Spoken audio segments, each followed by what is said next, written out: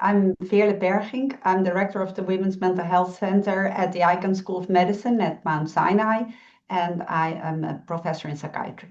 So as a reproductive psychiatrist, we see both, honestly. So we see women at high risk who should be on medication who are not on medication. And the other way around, as I said, we see a huge increase in medication use overall, and a large proportion of the pregnant population in general being treated with medication, whereas the indication is not always clear. So I think in a public debate, it's either one of the sides is highlighted and both is harmful. So this message, as in, women should stop, it's dangerous. That is a very harmful and stigmatizing message. And the other way around as well. I mean, it's also not as simple that, everybody should continue everything during pregnancy. That's also not the case, because we do know that medication, of course, passes the placenta and also reaches the child and the brain of the child. So there's always a balance there. And it's best to be well informed, which is easy these days, to look it up in open evidence and just discuss this with the woman involved and then make a plan and stick to it during pregnancy and a postpartum period.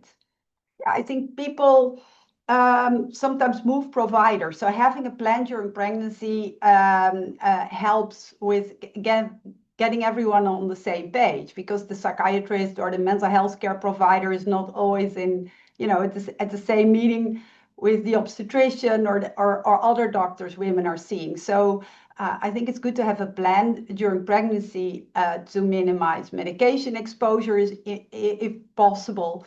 And for women who are high risk, such as women with bipolar disorder or women with a history of postpartum psychosis, and these groups of women are really at high risk. Some people say 1 in 3, 1 in 2, to get really sick after delivery. And as you know, delivery is not always planned. Women deliver wherever they are. And I think it's helpful if everyone, the women herself, her healthcare providers, all know what to do. And that could be in high-risk women, like, okay, right after delivery, we're going to start lithium. Or sometimes right after delivery, we start antipsychotics, even though there is no evidence base. That's still what many people do. There is most evidence for lithium.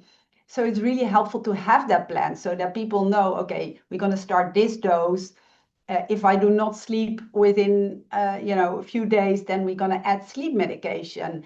We're going to make sure that the women at high risk do not have to do the night feedings, and that there is someone who can take this over. Because we have 9 months to see this high risk period coming, and it's very harmful, of course, for everyone involved if women get sick. So that should be a higher priority, and there should be a good plan in place. You cannot predict everything that is happening, but you can predict some things, that there will be a child, there will be a period with sleep loss, and we have to think about that on forehand.